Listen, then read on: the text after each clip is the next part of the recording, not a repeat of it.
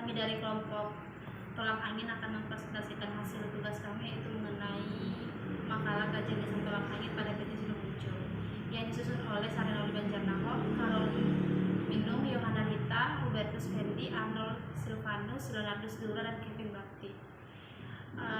Selanjutnya saya akan bacakan mengenai latar belakang PT Sido Muncul Tolak Angin.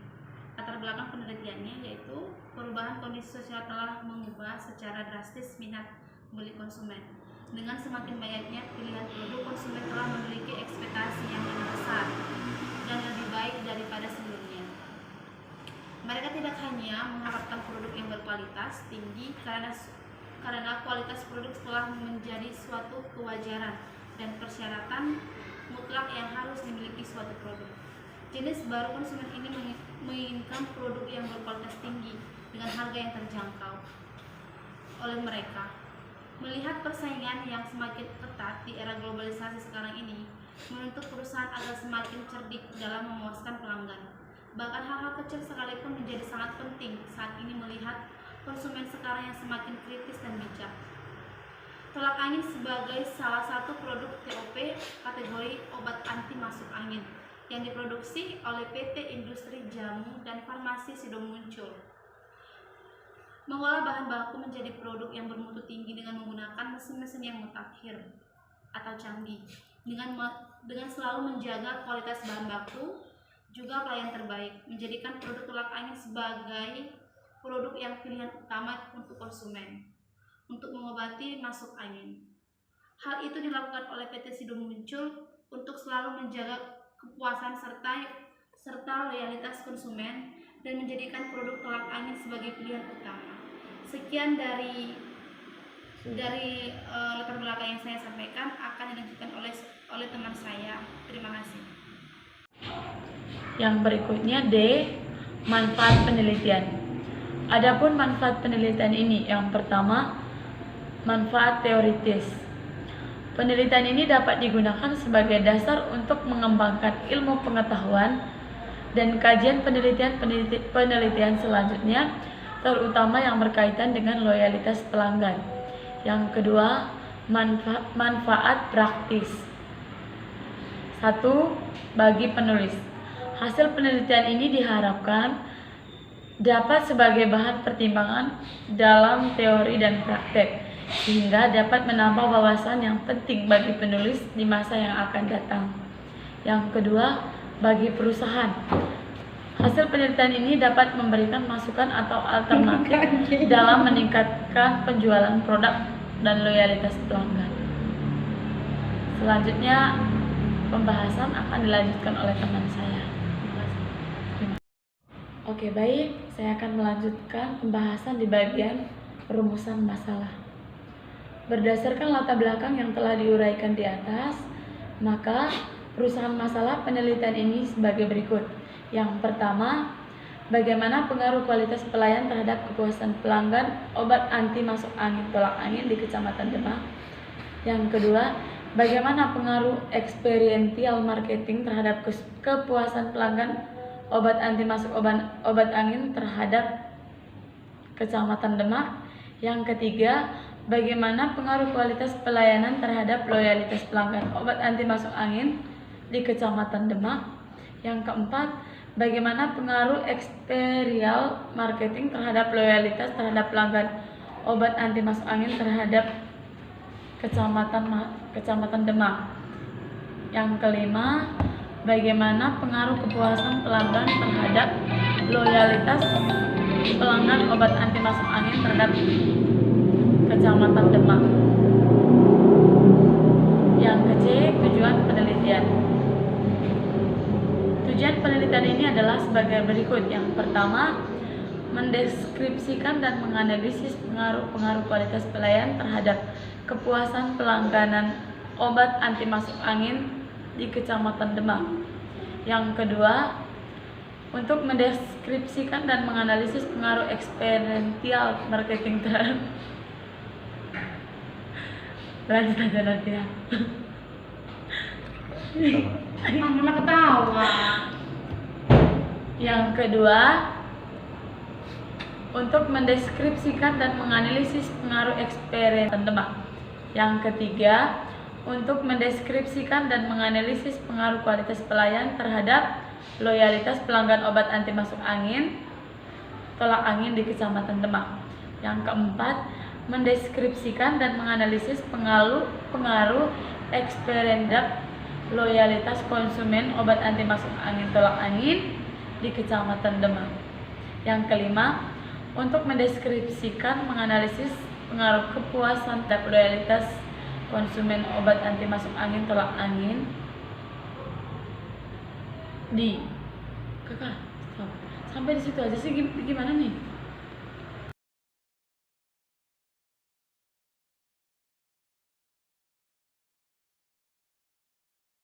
Baik, terima kasih waktu dan kesempatan yang telah diberikan. Saya akan melanjutkan materi yang dijelaskan oleh teman saya tadi tentang tolak angin.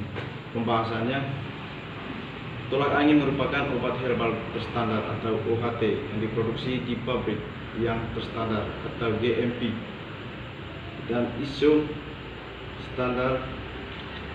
Tolak angin ini telah melalui uji toksisitas subronik dan uji khasiat yang terbukti memelihara atau menjaga daya tahan tubuh dengan mengkonsumsi 2 saset setiap hari selama 7 atau lebih. Komposisinya, yang pertama, Phoenyx fructus atau buah adas, Isoare fructus kayu ules, Caryophyllum velum daun cengkeh. Manfaat tolak angin, untuk masuk angin dengan gejala kembung, mual, sakit perut, pusing, meriang, dan tenggorokan kering, baik diminum saat perjalanan jauh atau kecapean. Dosis atau aturan pakai tolak angin. Yang pertama, tolak angin cair. Tolak angin cair sugar free. Tujuannya untuk mengatasi masuk angin atau diare. Diminum 3-4 saset per hari.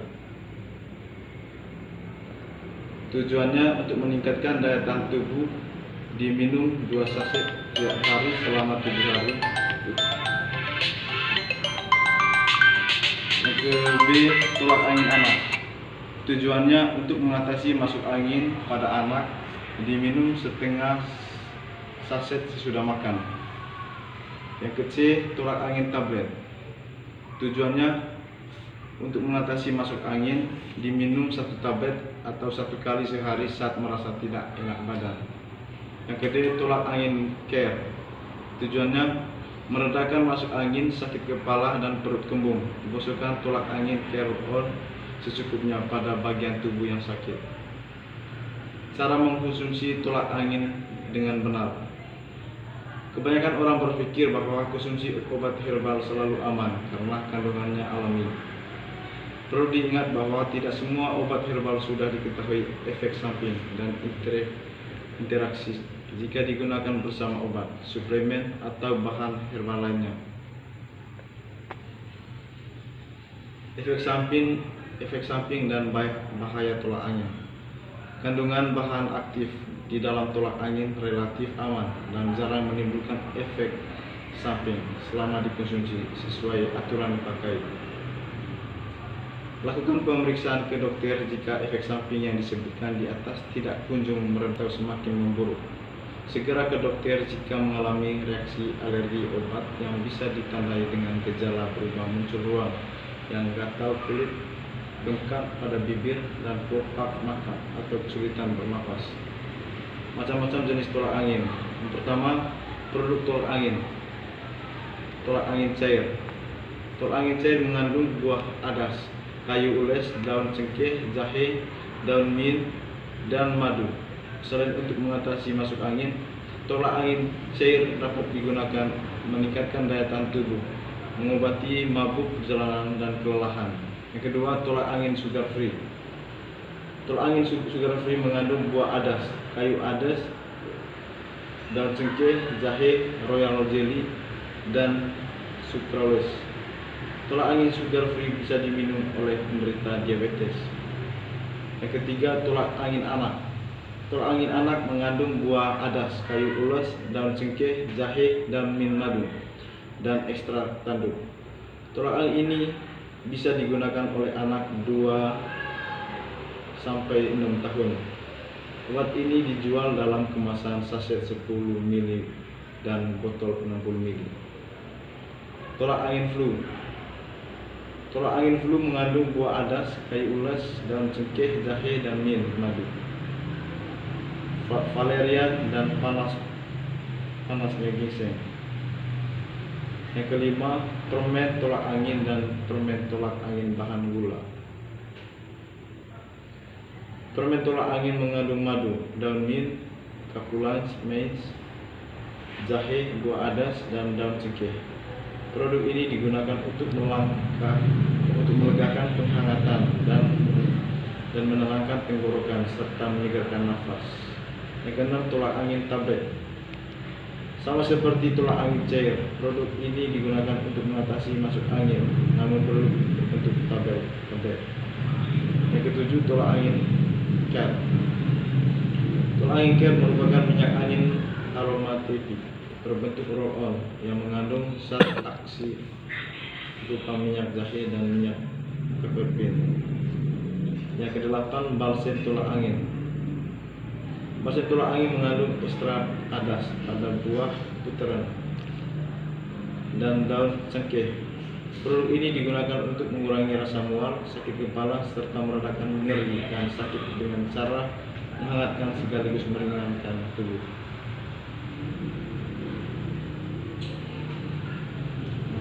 Baik, terima kasih, itu saja. Semoga bermanfaat.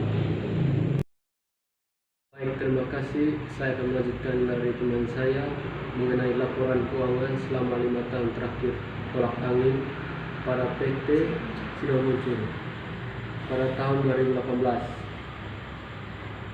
Tanggal 30 Juni 2018, laporan keuangan miliar sampai 2018.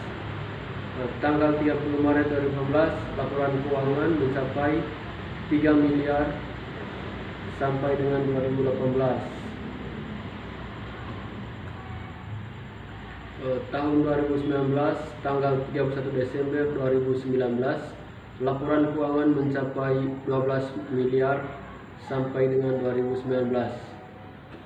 Tanggal 24 Oktober 2019, laporan keuangan mencapai 9 miliar 2019.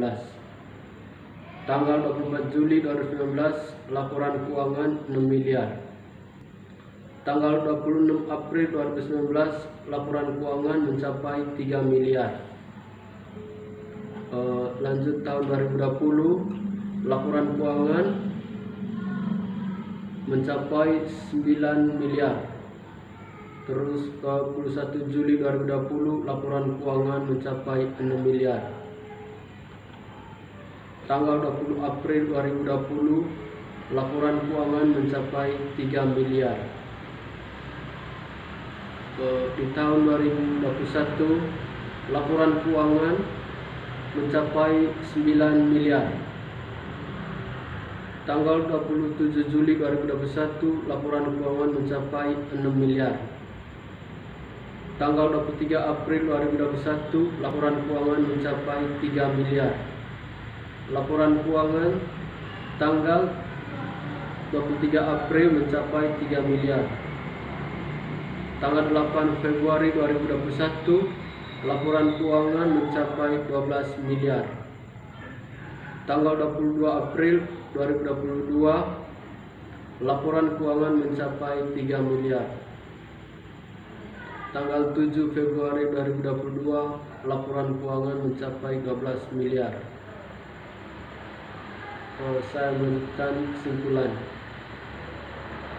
Dari analisis di atas dapat dikatakan desainer produk kemasan sudah memperhitungkan pasar masing-masing produk jamu atau sirup herbal masuk angin pada saat mendesain, khususnya kesan rempah-rempah, ilustrasi pada kemasan. Bisa dikatakan produk angin membuat desain kemasan yang hampir sama dengan pemasaran, karena produk Antagin merupakan produk kompetitor dari produk tolak angin yang merupakan produk pertama dari obat herbal. Untuk produk tolak angin, antara beberapa produk Beberapa bergantung dengan jenis dan khasiat dari masing-masing produk yang sudah tertera pada kemasan, yaitu tambah madu dan bebas gula, untuk tolak angin,